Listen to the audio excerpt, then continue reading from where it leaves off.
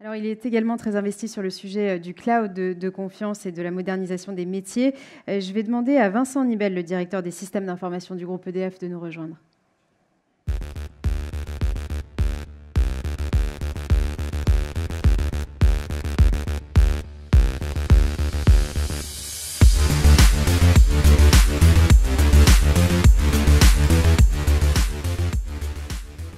Vincent Nibel, bonjour. Bonjour Julia, bonjour à toutes et à tous. Alors, EDF, évidemment, c'est une entreprise stratégique pour la souveraineté énergétique de la France. Comment est-ce que vous abordez le sujet de la cybersécurité chez EDF ? Alors effectivement, et je pense que l'actualité capitalistique d'EDF aujourd'hui même démontre peut-être sa position un peu stratégique en termes énergétiques pour la France et pour finalement des enjeux de compétitivité tout simplement. Et par ses activités extrêmement sensibles sur certains domaines, la culture de la sécurité et de la sûreté est quelque chose qui fait partie de ses gènes. Toutes ces activités, elle les fait en pleine conscience des enjeux de sûreté et de sécurité, en particulier dans le domaine nucléaire.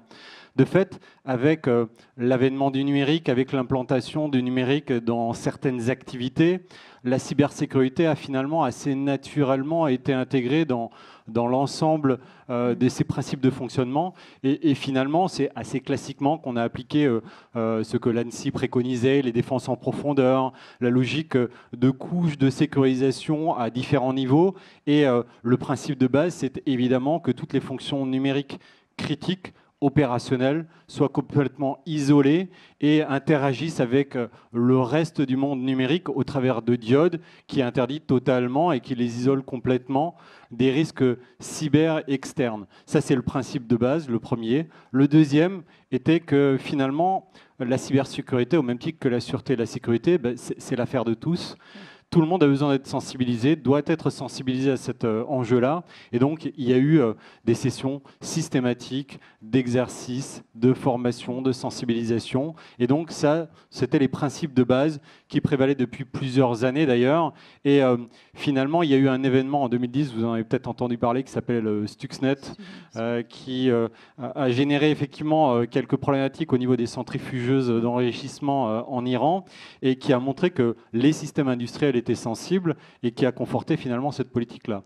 Mais depuis quelques années, il y a d'autres événements assez importants qui sont arrivés. On les connaît toutes et tous aussi. WannaCry, NotPetya.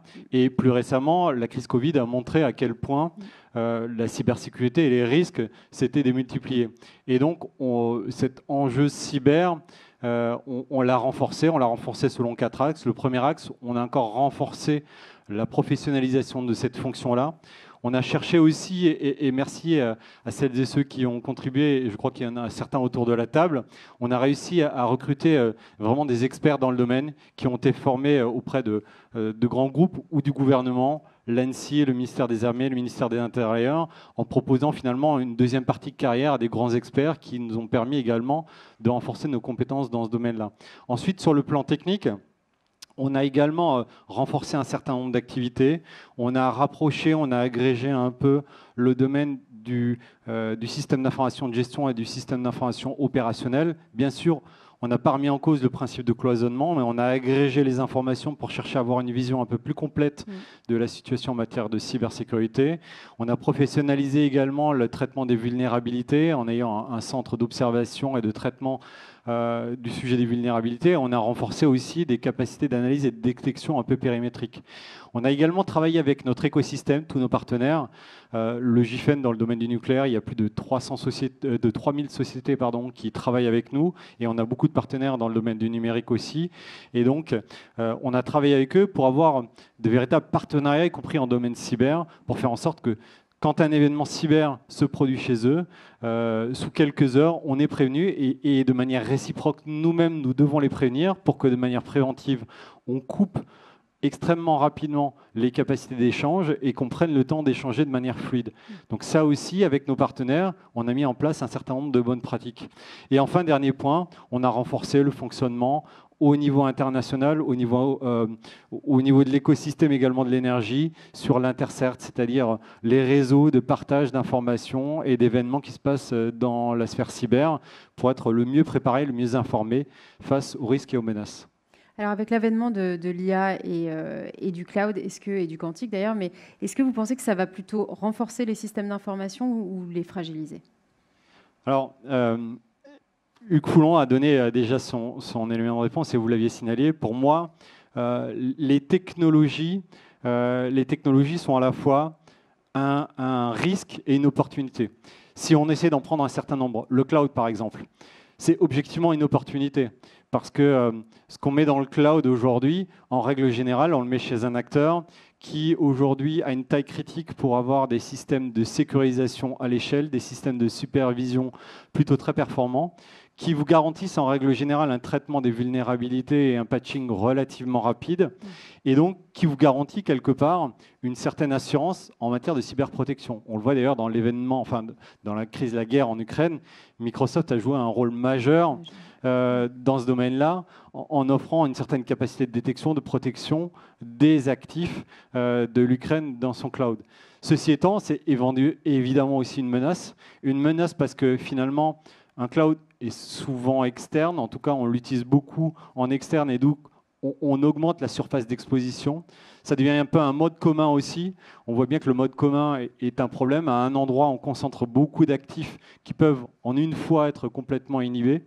Et donc ce mode commun, cette surface d'exposition beaucoup plus grande, cette perte quelque part également de maîtrise de certaines couches technologiques, tout ça en font également des menaces qu'il faut prendre en compte en matière de protection.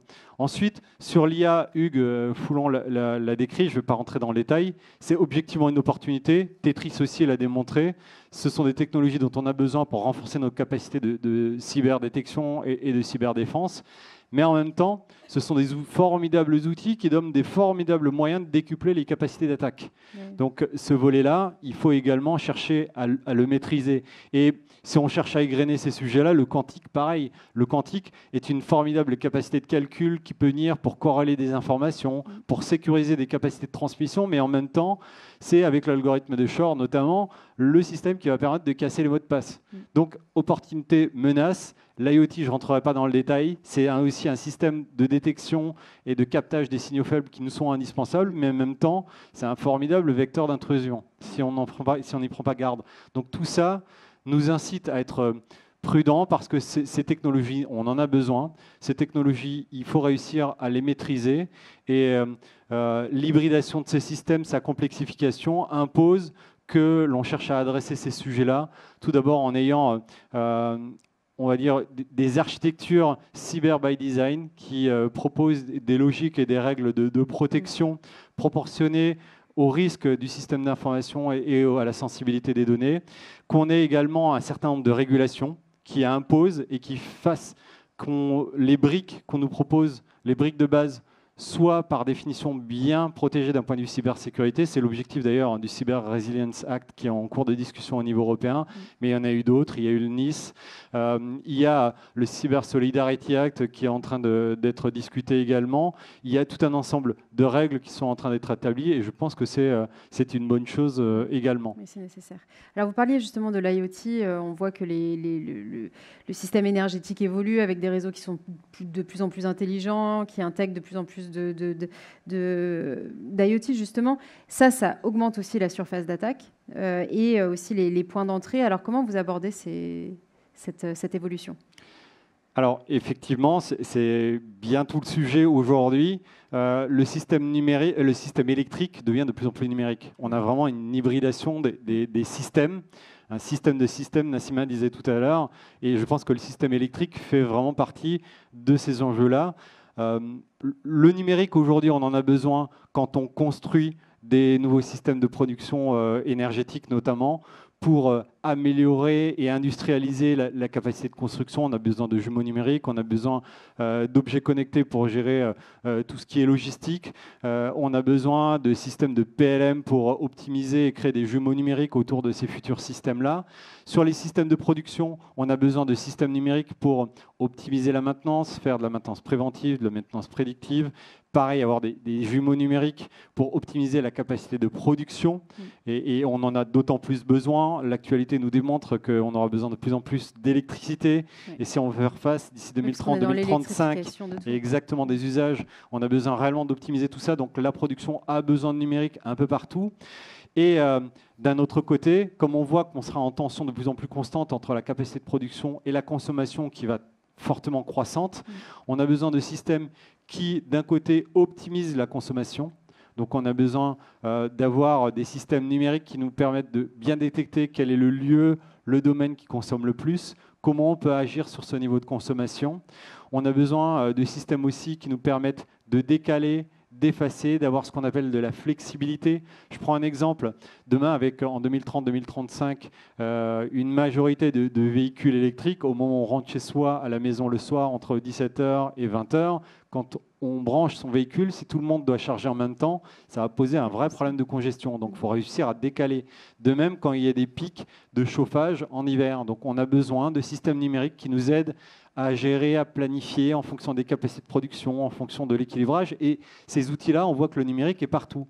Il sera au niveau central pour équilibrer globalement le système, mais il y en aura dans le véhicule, il y en aura à la maison, il y en aura absolument à tous les lieux où on consomme de l'électricité, et ces systèmes-là auront besoin d'être protégés. Donc on voit, le numérique sera partout, on aura besoin de le sécuriser, et c'est pour ça, on le disait tout à l'heure, qu'on a besoin de règles de cyber by design. On a besoin peut-être de renforcer aussi un certain nombre de paradigmes. On y parle depuis 2-3 ans du zéro trust. On avait la logique de défense en profondeur qui affichait des couches. Je pense qu'il faut le compléter effectivement avec ces logiques de zéro trust là. Et il faut qu'on se dote d'outils, de régulation et de partenaires avec qui on peut construire ces architectures de cybersécurité. Est-ce que c'est difficile aujourd'hui, chez vous, chez EDF, de recruter, parce que vous êtes une entreprise quand même qui amène beaucoup de sens de facto par votre cœur de métier? Alors c'est difficile comme partout. Alors on n'en est pas à 800 recrutements par an en matière de cyber comme Orange Cyberdéfense, mais on en recrute beaucoup. Alors on a encore peut-être un peu de chance parce que finalement pour recruter un talent aujourd'hui, il faut jouer sur, en tout cas à mon sens, sur 3 leviers. D'abord le sens, ce pourquoi il travaille, la technicité et le cadre de travail, la responsabilisation. Sur le sens, je pense que travailler dans le domaine de l'énergie aujourd'hui, de la transition énergétique, je pense que c'est un domaine qui parle particulièrement. Et quand on leur dit qu'ils vont travailler à la cybersécurité de la production, du réseau, des usages de l'électricité dans une société qui se transforme et qui s'électrifie globalement, je pense que ça parle beaucoup et on a réussi justement à ne pas avoir trop de difficultés à recruter les quelques, on n'est pas à quelques centaines, on est à quelques dizaines, mais des dizaines avec des compétences assez pointues que l'on recherche. On est arrivé à réaliser ce recrutement-là. Donc par le sens. Par la technicité aussi, parce que je pense qu'on offre un cadre de travail. On a une R&D qui est très présente, qui travaille également dans la cyberprotection et on a des domaines techniques très pointus. On a des partenariats avec Pascal, par exemple, sur le quantique aussi, sur l'algorithmie. Donc on va assez loin et on offre un environnement qui permet justement de s'épanouir aussi d'un point de vue technicité et faire en sorte, comme le disait Hugues Foulon, que les personnes qui nous rejoignent continuent à apprendre et qu'au bout d'un certain nombre d'années puissent se dire que leur carte de visite n'aura pas perdu de valeur. Et sur le dernier point, sur la responsabilisation, là la période qu'on vient de passer a fait que globalement le mode de fonctionnement, la responsabilisation, le travail au niveau de l'équipe, avec chacun ayant une responsabilité claire, en faisant en sorte que le télétravail soit quelque chose d'acquis et tout en garantissant encore la performance avec 2 ou 3 jours de télétravail par semaine, c'est quelque chose qui est entré complètement dans les mœurs et qui fait qu'aujourd'hui le cadre de travail, je pense qu'il est attractif aussi. Donc tout ça fait que l'attractivité, je pense que l'on l'a. On l'a également parce qu'on a commencé à s'implanter à Rennes, qui est un pôle attractif également.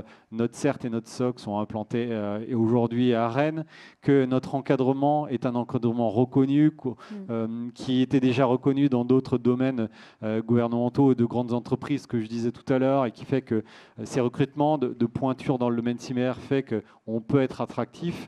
Et finalement, ce sujet d'attractivité, je pense que c'est un sujet auquel il faut faire attention, mais pour l'instant, au niveau de recrutement dont on a besoin, on arrive à y faire face. Maintenant, on a ici également, je sais que le sujet de la reconversion est un sujet important, notamment pour la filière cyber. On avait, il y a quelques années, au sein d'EDF, lancé un grand programme de reconversion, y compris dans la cyber, parce qu'il y a 3-4 années, avant que le 10 février de l'année dernière, le président Macron prononce un grand discours de relance de la filière nucléaire, on était dans une logique d'attrition des projets de la filière nucléaire, et donc on se disait qu'il allait y avoir un certain nombre de techniciens qui devaient être reconvertis. Et on s'était lancé dans un projet de reconversion assez volontariste, en leur proposant à ces techniciens, à ces ingénieurs, on a beaucoup d'ingénieurs, des formations assez longues, d'1 an, avec beaucoup de formations complètement à temps complet en matière de cybersécurité. Et on avait une propos d'une quinzaine de personnes, mais finalement, elle a été assez délicate parce que le temps de formation a été assez long. Finalement, il y avait encore de très fortes exigences des futurs employeurs, de ces experts en matière de cyber, et ça n'a pas trop bien fonctionné. Bon, depuis, les besoins de reconversion interne se sont un peu...